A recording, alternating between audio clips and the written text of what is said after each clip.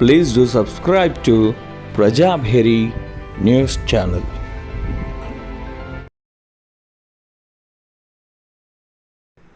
నిజామాబాద్ పట్టణంలో భారత్ మాత భజన్ పరివార్, సాయినగర్ టు భారత్ మాత భజన్ పరివార్ మండలి అత్యద్భుతంగా ఆధ్యాత్మిక కార్యక్రమాలు, భగవద్గీత, హనుమాన్ చాలీసా పారాయణం, మురళీధర్ గారు అద్భుతంగా వివరిస్తూ వీరిలో ఆత్మానందము మరియు మానసిక సుఖశాంతులు కల్పిస్తుందనడంలో అతిశయోక్తి లేదు. అదేవిధంగా వీరు హనుమంతుడిది వివరిస్తూ భగవద్గీత 14 నెలల నుంచి పూర్తి చేసి హనుమాన్ చాలీసా పారాయణం ఆయన అద్భుతంగా వివరిస్తున్నందుకు వీరందరూ ధన్యవాదాలు. మరియు మాతృమూర్తులు, ఈ ప్రతిభా పాఠవాల్ని మాతృమూర్తులు మురళీధర్ గారి సంపద దీన్ని సన్మానించి అత్యద్భుతంగా ఇటువంటి కార్యక్రమాలు చేస్తున్నందుకు 14 నెలలు ఓపికగా రిటైర్డ్ హెడ్ మాస్టర్ మురళీధర్ గారు వీరందరినీ సన్మానించడమే కాకుండా మరియు వీరందరికీ ఆధ్యాత్మిక తత్వం నేర్పడంలో వీరికి వేరే సాటి మురళీధర్ గారు అని చెప్పుకోవచ్చు. ఇటువంటి కార్యక్రమాలు ప్రోత్సహిస్తున్నందుకు సాయినగర్ 2 మాతృమూర్తులే కాకుండా మరియు పెద్దలు, పూజ్యులు ఇటువంటి వారందరూ కూర్చుని ఇటువంటి కార్యక్రమాలు వింటున్నందుకు వీరి ద్వారా మనం యువకులకి నేటితరం నాటితరం అనే కాకుండా అందరినీ మనం ముందుకు తీసుకెళ్ళడానికి మాతృమూర్తులు గృహం నుంచే మాతృమూర్తులు తన సంపదను, తన సర్వదా మేధస్సును అందరినీ వీరి పిల్లలకు ఉపయోగించి ఇటువంటి కార్యక్రమాలు చేస్తుండడంలో ముందు రోజుల్లో రానున్న తరాల వాళ్ళకి వీళ్ళు గొప్ప సందేశం అందిస్తుందనడంలో అతిశయోక్తి లేదు. దీంట్లో మొత్తంగా మాతృమూర్తులు మరియు వరలక్ష్మి గారు వాళ్ళ ట్రూప్ ఇటువంటి కార్యక్రమాలు చేస్తూ వారి వంతు వారు కార్యక్రమాలు నిర్వహిస్తూ వీరిలో ఇటువంటి కార్యక్రమాలు నిర్వహిస్తున్నందుకు మనందరం కలిసి వీరందరినీ మనం అభినందించవలసిందే. ఇటువంటి కార్యక్రమాలు ప్రోత్సహిస్తున్న నర్సయ్య గారు మరియు వారి బృందం మరియు ఇటువంటి వారి అందరినీ ఈ మాతృమూర్తులు ఐక్యత చేయడం అనేది గొప్పతనం ఉంది. వరలక్ష్మి గారు ఈ బృందం అనేది భారతమాత భజన మండలి వీరికే దక్కుతుంది. ఇటువంటి కార్యక్రమాలు చేస్తూ మున్మున్న రోజుల్లో వీరు ఐక్యమత్యంతో ఉంటూ దేశానికే ఒక ఐకాన్గా నిలబడతారని, ఒక గుర్తింపు తీసుకొచ్చుకుంటారని, మన నవ సమాజం నిర్మిస్తారని, సభ్య సమాజం తల ఎత్తుకునేలా వీరు ప్రయత్నం చేస్తారని, ఆధ్యాత్మికతత్వం అఖండ భారత్, శ్రేష్ఠ భారత్ ఇటువంటి కార్యక్రమాల ద్వారా మనం ఇటువంటి కార్యక్రమం నిర్వహిస్తున్నందుకు వీరందరినీ మనం అభినందించవలసిందే. ఇటువంటి కార్యక్రమాలు వీరు నిర్వహిస్తున్నందుకు, చేస్తున్నందుకు మనం సదా వీడికి రుణపడి ఉందాం. మున్ముందు కార్యక్రమాలు ఇటువంటి వారిని మనం మున్ముందుకు తీసుకెళ్ళి మనం ప్రోత్సహిద్దాం, సహకరిద్దాం. ఇటువంటి వారికి యువతని ప్రోత్సహిద్దాం. ఈ యువతను ప్రోత్సహించినప్పుడే దేశంలో నాటి నుంచి నేటి వరకు మరియు దశ దిశ నిర్మూలకర్తలు మరియు మారుమూల గ్రామాల సైతం మాతృమూర్తులు మేము సైతం అంటూ ముందుకు వచ్చి వీరిని అభినందించడం అనేది మనం ఎప్పుడూ వీరికి మనం సదా రుణపడి ఉందాం.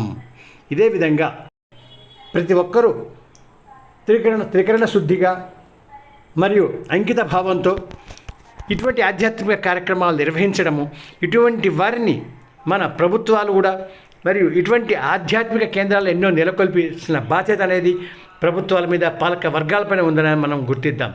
ఇటువంటి వారిని మున్ముందు ప్రోత్సహించి ఇటువంటి వారిని వినియోగించుకుని ఇంకా ఆధ్యాత్మిక కార్యక్రమాలు, ఆధ్యాత్మిక గురువులు అందించాల్సిన అవసరం ఎంతో ఉంది.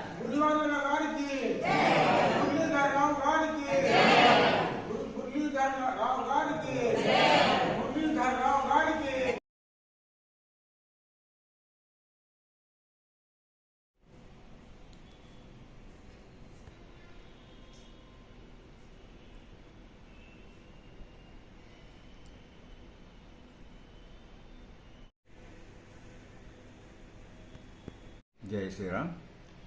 సాయినగర్ 2లో భగవద్గీత కార్యక్రమం, సమారోహ కార్యక్రమం భవ్యంగా దివ్యంగా జరిగింది. సుమారుగా 14 నెలలుగా రిటైర్డ్ హెడ్ మాస్టర్ అయినటువంటి మాననీయ మురళి గారు వారి యొక్క అమోఘమైనటువంటి వాక్చాతుర్యంతో భగవద్గీత సమాజానికి ఏ విధంగా ఉపయోగపడాలి, ఏ విధంగా చేయాలి అనే విషయంలో భారతమాత భజన మండలి వారి సౌహృదయంతో మొత్తం మీద వారి యొక్క ఉపయోగంతో, వారి యొక్క సౌజన్యంతో విధంగా చెప్పాలంటే కార్యక్రమాన్ని 14 నెలలు నిరాఘాటంగా చెప్పడం ఏదైతుందో చాలా ఆనందదాయకం. ఈ విధంగా రిటైర్డ్ అయిన వాళ్ళందరూ కూడా ఏదో ప్లాట్ఫామ్ మీద ఏదో విధంగా హిందుత్వం కోసం, హిందూ ధర్మం కోసం, హిందూ సమాజం కోసం, మన సంస్కృతి సాంప్రదాయం కాపాడడం కోసం వట్టిగా కూర్చొని ఉండేదానికంటే ఏదో కార్యక్రమం చేపట్టి వాళ్ళ సమాజాన్ని చైతన్యం చేయవలసిన బాధ్యత ఈ ఉపాధ్యాయులకు ఖచ్చితంగా ఉంది. కాబట్టి స్కూల్లో పిల్లల్ని ఏ విధంగా అయితే తీర్చిదిద్దుతున్నారో ఇవాళ సమాజాన్ని కూడా వాళ్ళే తీర్చిదిద్దాలని చెప్పిన ఆ యొక్క ఆకాంక్ష.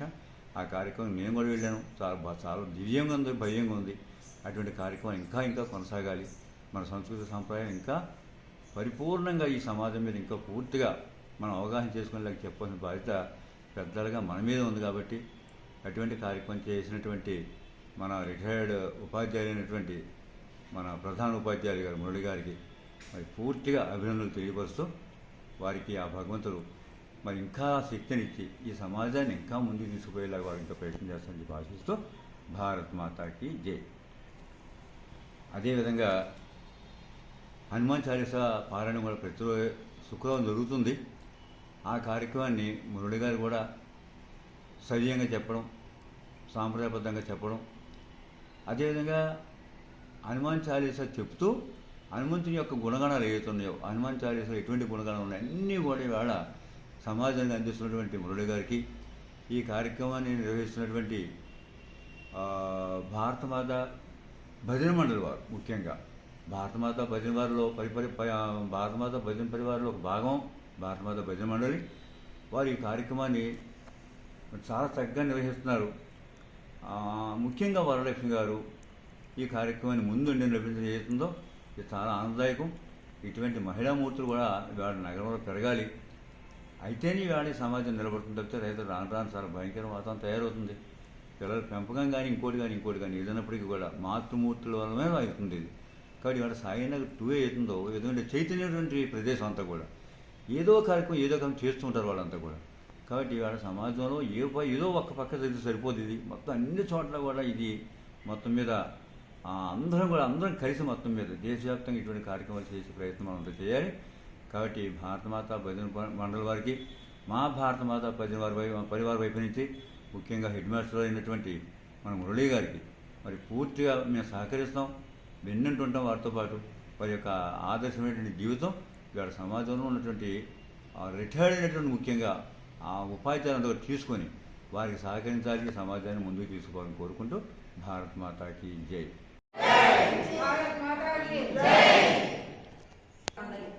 జై.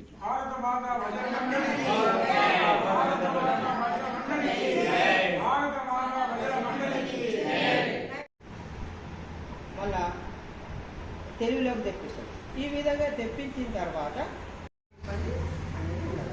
ఈ విధంగా ఆయన వజ్ర శరీరాన్ని కలిగి దీనికి ఒక 2 ఉదాహరణలు చెప్తాడు. రామరావణ యుద్ధం జరిగేటప్పుడట సీతమ్మ వారిని తీసుకొచ్చిపోయి రాముడికి దుఃఖాన్ని కలుగజేశాడు. ఎవరు? రావణుడు.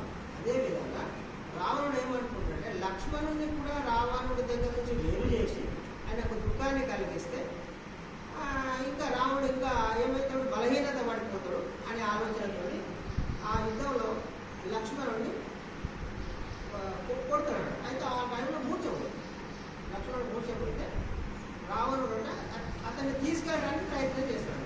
ఎవరికి? లంకలో తీసుకోవాలి పెట్టేటప్పుడు రావణుడి నుంచి వేరు చేద్దాం అనేటటువంటి ఆలోచన. అయితే అప్పుడు ఏమవుతుంది, ఆయన లేపుకుంటాడు, లక్ష్మణుడిని లేపే ప్రయత్నం చేస్తాడు, లేపాడు ఆయన. మరి ఆయనకు లేపాడు, చాలా ప్రయత్నం చేస్తాడు, 20 చేతులు ఉంటాయి కదండి, అన్ని రకాలుగా ప్రయత్నం చేస్తే కూడా లక్ష్మణుడు అక్కడి నుంచి లేపాడు. ఎందుకు లేవాడంటే లక్ష్మణుడు ఎవరు? అది మన ఆదిశేషుని యొక్క అవతారం. ఈ భూమండలాన్ని తన పైన ఉంచుకొని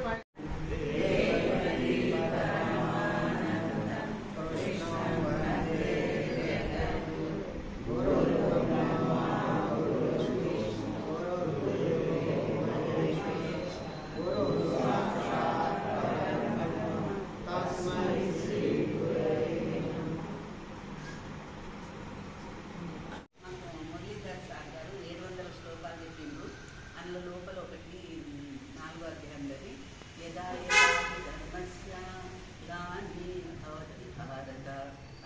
యా నామ ధర్మస్య తదాత్మనం నమామ్యహం అనే శ్లోకం చెప్పి మా లోపల ఏమన్నా బాధలు అనిపించినప్పుడు మీరు భగవద్గీత తీసి చూసినట్టయితే మీ యొక్క బాధకు దాని యొక్క జవాబు దొరుకుతుందని కూడా మాకు తెలుసుకోవడం జరిగింది.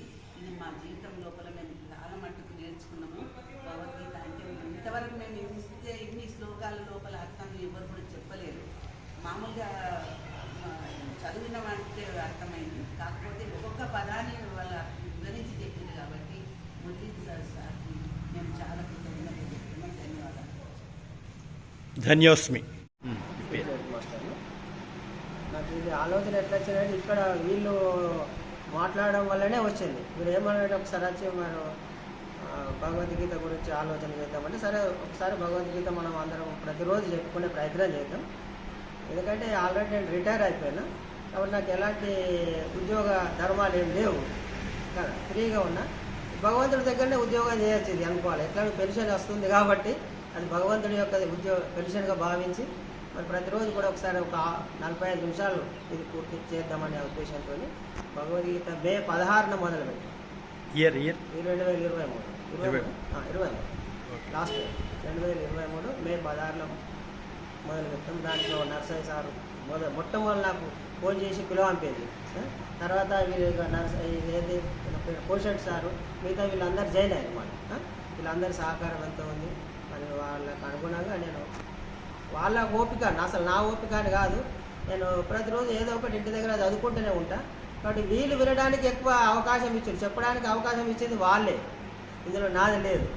ఇక్కడ చెప్పకుండా నేను ఇంటికాడ చదువుకుంటా. కాబట్టి నా ఓపిక కంటే ఎక్కువ వినేవారు చాలా ఆనందంగా వినడానికి ఇష్టపడుతూ వస్తున్నారు. కాబట్టి ఇది ఇంతకాలం నడిచింది, 14 నెలలైంది ఇప్పటికి.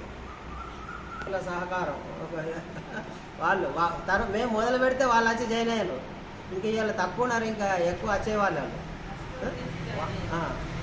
కాబట్టి వీళ్ళందరూ ఎంతో ఇంట్రెస్ట్గా వాళ్ళు వింటున్నారు కాబట్టి నేను అది కొనసాగించడం జరుగుతుంది. గీతా పారాయణంలో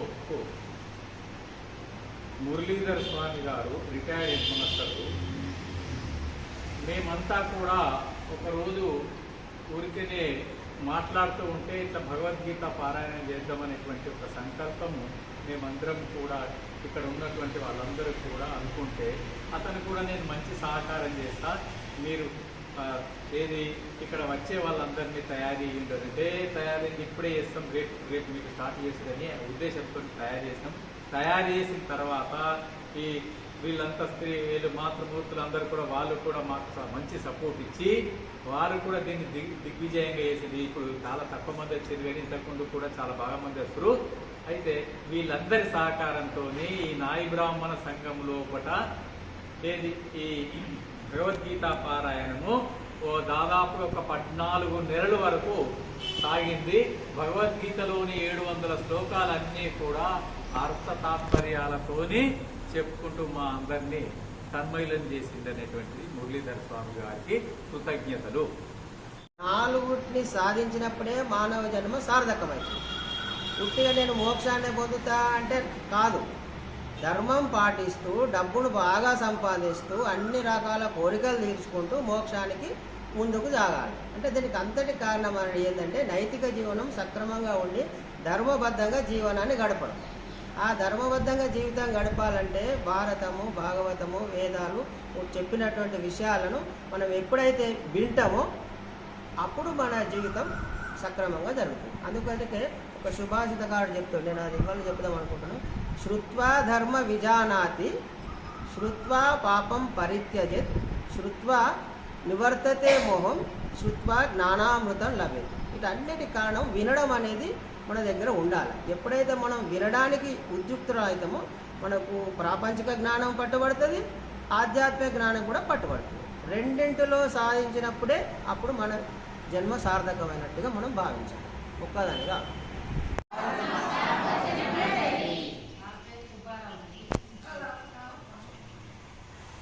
గీతా పారాయణంలో మురళీధర్ స్వామి గారు retired head master.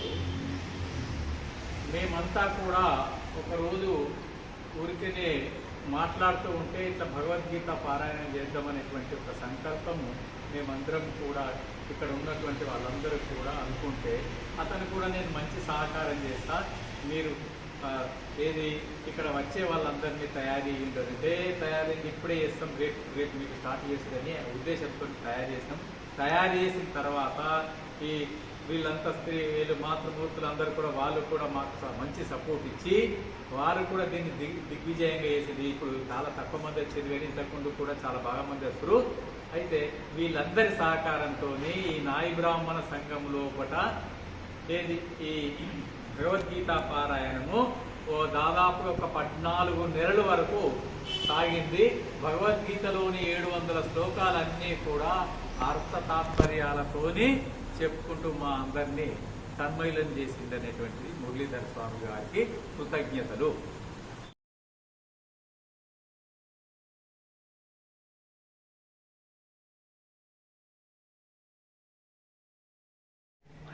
Sainagar to భజన మండలి, భారతమాత భజన మండలి. ఫస్ట్ మేము అందులో ఉండేవాళ్ళము, భజనకు వచ్చేవాళ్ళము. మందరినీ గ్యాదర్ చేసిన వాళ్ళు వరలక్ష్మి మేడం గారు. నేను కావడం సంవత్సరం నుంచి వస్తున్నాను. అంతకుముందు నుంచి భజన మండలి నడుస్తుంది. తర్వాత ఇక్కడ సార్లందరూ కలిపి ఈ భగవద్గీత చూపించాలనే ఉద్దేశంతో వాళ్ళ మనసులో వచ్చింది ఆ ఉద్దేశము. దానికి అనుగుణంగా మురళీధర్ సార్ గారిని గుర్తించి ఆయన యొక్క అనుమతి తీసుకొని ఆయన కూడా చెప్తానని ఒప్పుకోవడం మూలంగా మే 16వ తారీఖు నుంచి భగవద్గీత చెప్పడం మొదలుపెట్టారు. అంతేమైతే చాలా విషయాలు తెలుసుకోవడం కూడా జరిగింది. 700 శ్లోకాలు ఎంతో వివరంగా చాలా బాగా చెప్పారు సార్ గారు. అందరూ కూడా ఆ టైం వచ్చిందంటే భగవద్గీతకి రావాలని ఆలోచనతో ఎన్ని పనులు ఉన్నా కూడా మానుకొని రావడం జరుగుతోంది. ముఖ్యంగా సార్ రావడం పెద్ద విశేషం. ఏ విషయం సంవత్సరం నుంచి మధ్యలో 1-2 సార్లు మానేసిందో కానీ సంవత్సరం నుంచి కంటిన్యూ వచ్చి సారు భగవద్గీతను అందరికీ నేర్పించారు, చెప్పారు. చాలా వరకు అన్నీ నేర్చుకున్నాము.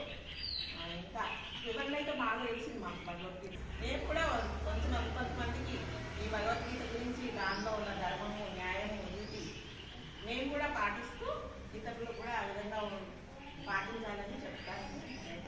Thank you.